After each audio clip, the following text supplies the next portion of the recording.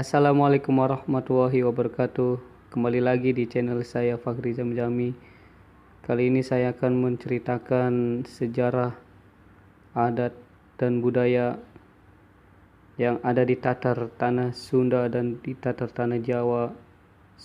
Sebelum Anda menyaksikan kelanjutan ceritanya, jangan lupa ya guys, klik subscribe-nya dan like, bagikan.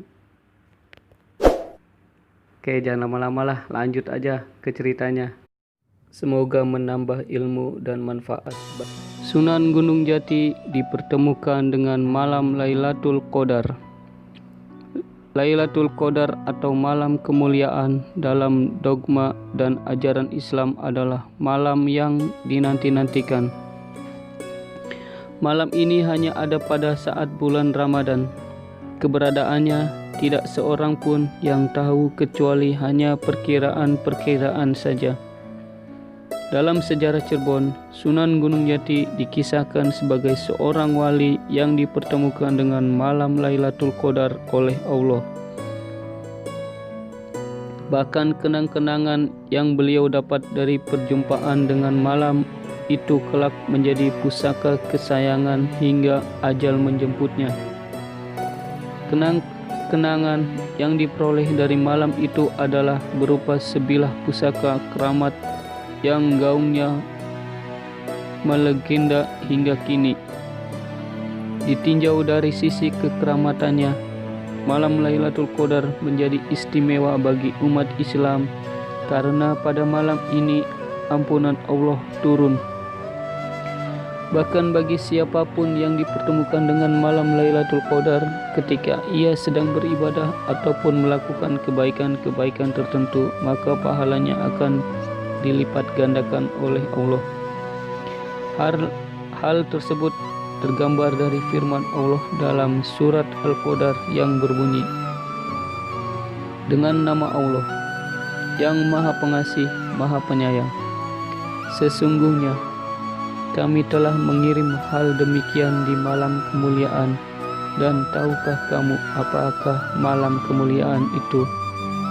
Malam kemuliaan adalah lebih baik dibanding 1000 bulan. Ketika para malaikat beserta Al-Ruh hadir atas izin Tuhan mereka untuk tugas masing-masing, kesejahteraan di dalamnya sampai terbit fajar. Ditinjau dari asbabu nuzul, sejarah turunnya ayat tersebut. Ayat itu sebagai jawaban dari kesedihan orang-orang Islam yang tidak dapat melakukan perbuatan baik sebagaimana yang telah dilakukan oleh Samson, salah satu nabi dari Bani Israel. Samson selama hidupnya siang malam melakukan kebaikan. Siangnya ia lakukan untuk berjuang menegakkan agama Allah, sementara malamnya ia secara konsisten beribadah dan menyerahkan hidupnya pada Allah. Hal tersebut dilakukan oleh Samson selama 1000 bulan atau kurang lebih selama 83 tahun. Kesolehan Samson ini dikabarkan oleh Nabi Muhammad SAW kepada sahabat-sahabatnya, sehingga banyak di antara sahabat dan murid-murid Nabi itu ingin dapat berbuat seperti Samson. Tapi mereka tak kuasa, sebab mereka pada umumnya masuk Islam ketika sudah tua, sehingga tidak mungkin bagi mereka untuk mampu menandingi Samson. Turunnya surat Al-Qadar adalah jawaban bagi orang-orang Islam waktu itu jika ingin taraf kesolehannya sama atau bahkan melebihi Samson. Yang dilakukannya apapun mudah, yaitu hanya melakukan ibadah pada bulan Ramadan dengan kesungguhan, sebab pada bulan itu malam Lailatul Qadar akan mencari dan menemui hamba-hamba Allah yang ikhlas beribadah. Oleh karena itu, maka bagi siapapun yang dipertemukan dengan malam Lailatul Qadar oleh Allah, segala kebaikannya pada malam itu disamakan pahalanya, bahkan lebih utama dari pahalanya Samson selama 1000 bulan ketika berjuang dan beribadah mengharap ridha Allah Subhanahu wa taala.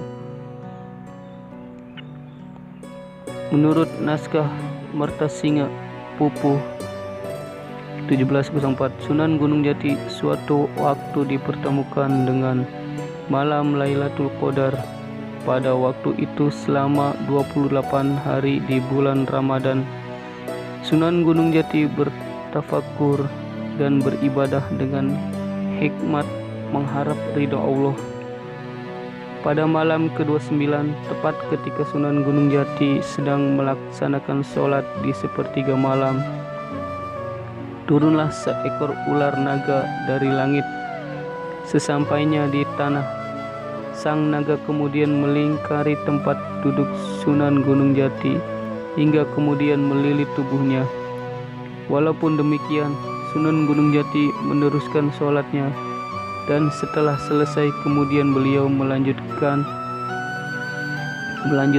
dengan berdoa. Sesudah selesai berdoa, barulah kemudian perhatian Sunan Gunung Jati dialihkan kepada ular naga itu. Sunan Gunung Jati memegang kepala ular itu, sementara ekornya ditegakkan ke arah langit. Selepas peristiwa itu, tiba-tiba ular itu pun kemudian berubah seketika menjadi sebilah keris. Pusaka yang didapat Sunan Gunung Jati ini hanya bilahnya saja, tanpa gagang dan werangka. Itulah kenang-kenangan yang didapat Sunan Gunung Jati ketika diperjumpakan dengan malam Lailatul Qadar. Keris itu oleh Sunan Gunung Jati kemudian diberi nama Sang Yang Naga. Selepas Sunan Gunung Jati menyelesaikan tafakurnya di bulan Ramadan, beliau pun kemudian pulang ke istana. Di istana beliau kemudian memerintahkan kepada Ki Bengkok untuk membuatkan gagang serta werangka keris yang baru ia dapat. Tanpa menunggu lama, oleh Ki Bengkok, keris itu kemudian dibuatkan gagang dan werangkanya. Gagangnya terbuat dari kayu kemuning, sementara werangkanya dibuat dari kayu khuldi. Pada saat sholat Id dilaksanakan di pagi harinya, keris itu pun terselip dalam pinggang Sunan Gunung Jati. Selanjutnya, mulai selepas peristiwa itu, Sunan Gunung Jati selalu setia membawa senjata pusakanya itu.